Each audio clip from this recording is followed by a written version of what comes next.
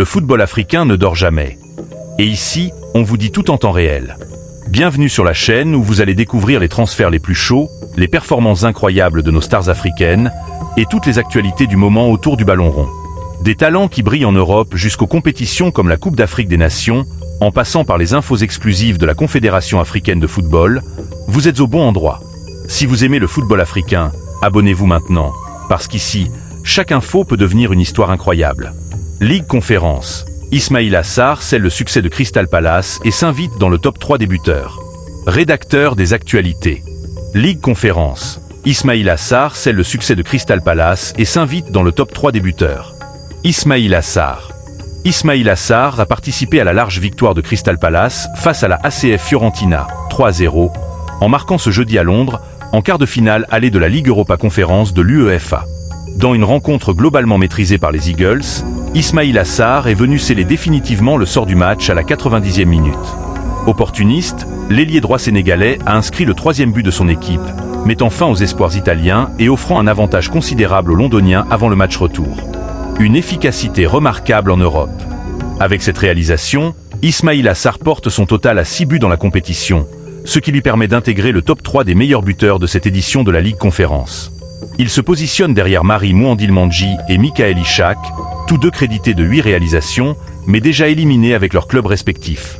Ainsi le Sénégalais apparaît désormais comme l'un des candidats sérieux au titre de meilleur buteur, d'autant que son équipe est toujours en course.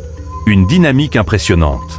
Ismaïla Sarr affiche une forme étincelante ces dernières semaines. Lors de la trêve internationale, il s'est illustré avec le Sénégal en étant décisif, notamment avec une passe décisive face à la Gambie lors d'une victoire 3-1 et buteur lors face au Pérou, 2-0. En club, il restait également sur de solides performances, avec notamment un doublé marquant face à l'AEK Larnaca en 8e de finale de la Ligue Europa Conférence. Algérie, vers un retour en Europe de Riyad Mahrez. Mahrez proposé à un club en Europe. Fenerbahçe s'accélère en coulisses pour préparer son mercato estival et cible en priorité un ailier droit de haut niveau. Dans cette optique, le club turc étudie plusieurs profils expérimentés capables d'apporter un impact immédiat sur le plan offensif. Lire aussi, Algérie, 2 cadres de retour dans les plans de Petkovic. Selon la presse turque, le nom de Riyad Mahrez a été proposé à la direction stambouliote. L'international algérien, actuellement sous contrat avec Al Ahly, envisagerait un retour en Europe, une piste qui suscite déjà l'intérêt en interne. Toujours selon les mêmes sources, Léon Bellet figure également sur la shortlist. Fenerbahçe souhaite avancer rapidement sur ses dossiers avant la Coupe du Monde 2026, même si la position d'Al Ahly reste encore incertaine concernant un éventuel départ de Mahrez. Ghana, coup dur. Un cadre se blesse. Mohamed Kudus, désormais incertain pour sa participation au mondial. Coup dur. Un cadre se blesse. Mohamed Kudus. Tottenham et le Ghana doivent faire face à une mauvaise nouvelle. Mohamed Kudus s'est de nouveau blessé à la cuisse. Son retour en Premier League et sa participation à la Coupe du Monde sont désormais incertains. Mohamed Kudus était absent depuis le 4 janvier à cause d'une blessure aux ischio-jambiers. Après avoir repris un entraînement individuel lundi, de nouveaux examens ont révélé une nouvelle lésion. Le joueur pourrait devoir subir une opération, ce qui mettrait fin à sa saison. Tottenham et le Ghana impactés. Cette absence est un coup dur pour Tottenham, actuellement menacé de relégation. Le nouvel entraîneur, Roberto De Zerbi, devra préparer les prochains matchs sans l'un de ses joueurs clés. C'est un coup dur pour le Ghana en vue de la Coupe du Monde. Les Black Stars affronteront l'Angleterre, la Croatie et le Panama lors de la phase de groupe, mais sa participation reste incertaine. Championnat africain de football scolaire. Le Sénégal écrase le Maroc et se qualifie pour la finale. Le Sénégal retrouve l'Ouganda vainqueur du Bénin dans l'autre demi-finale. Le Sénégal se qualifie brillamment pour la finale du championnat africain de football scolaire après sa démonstration 4-0 devant le Maroc en demi-finale. Les Lionceaux de la Teranga ont démarré en trombe la demi-finale face au Maroc, menant 3-0 après seulement 7 minutes de jeu.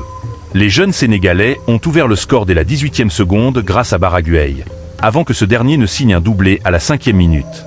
Mamadou s'y a ensuite alourdi le score à la 7e minute, portant le score à 3-0 en faveur du Sénégal. De retour de la pause, Thierno Sarr enterre les derniers espoirs marocains en marquant une longue frappe à la 27e. Finaliste de la dernière édition et leader du groupe B, le Sénégal est désormais le grand favori pour le sacre final. La finale les oppose à l'Ouganda ce vendredi 10 à Harare au Zimbabwe. Aliou Cissé débarque en Angola. Le Sénégalais est le nouveau sélectionneur de l'Angola. Aliou Cissé a officiellement signé son contrat avec la Fédération angolaise de football, FAF, pour devenir le nouveau sélectionneur des Palanca Negras. 24 heures après avoir quitté ses fonctions à la tête de l'équipe nationale de Libye, le technicien sénégalais s'offre un nouveau défi. Aliou Cissé a signé un contrat de 0,4 ans en tant que sélectionneur des Palanca Negras selon le journaliste Mickey JNR. Le technicien sénégalais de 50 ans sera présenté dans l'après-midi de jeudi à Luanda. Après avoir quitté son poste de sélectionneur de la Libye il y a 24 heures, le champion d'Afrique 2021 succède à Patrice Baumel, qui a démissionné après une campagne décevante aux Coupes d'Afrique des Nations, CAN, 2025 au Maroc. Quel bilan d'Aliou Cissé avec la Libye? Le sélectionneur de 50 ans a dirigé 10 matchs, affichant un bilan mitigé de 3 succès, 5 nuls et 2 revers. Voici le bilan détaillé de l'ancien Parisien avec les Chevaliers de Méditerranée. 20 mars 2025, éliminatoire Coupe du Monde, Afrique, Libye 1-1 Angola. 25 mars 2025, éliminatoire Coupe du Monde, Afrique, Cameroun 3-1 Libye. 4 septembre 2025, éliminatoire Coupe du Monde, Afrique, Angola 0-1 Libye. 8 septembre 2025, éliminatoire Coupe du Monde, Afrique, Libye 2-0 Eswatini. 8 octobre 2025, éliminatoire Coupe du Monde, Afrique, Libye 3-3 Cap-Vert. 13 octobre 2025, éliminatoire Coupe du Monde, Afrique, Maurice 0-0 Libye. 15 novembre 2025, amicaux internationaux, Libye 1-0 Mauritanie. 25 novembre 2025, qualification Coupe arabe de la FIFA, Palestine 4-3 Libye. 27 mars 2026, amicaux internationaux, Libye 0-0 Niger.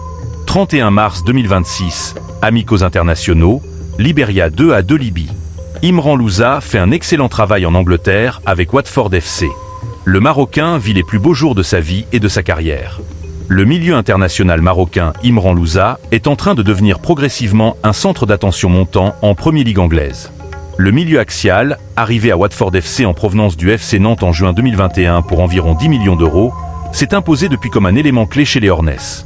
Ayant désormais dépassé la barre des 100 apparitions sous le maillot du club, l'influence de Louza sur le terrain est indiscutable. Lors du dernier mercato hivernal, plusieurs clubs s'étaient intéressés au joueur né à Nantes, mais Watford a finalement choisi de le conserver. Cet intérêt ne s'est toutefois pas dissipé. Selon Foot Mercato, 2 clubs anonymes de Premier League surveillent encore de près ses progrès. Brighton et Hove Albion avaient même tenté sa chance pour attirer le Marocain lors du dernier mercato d'hiver.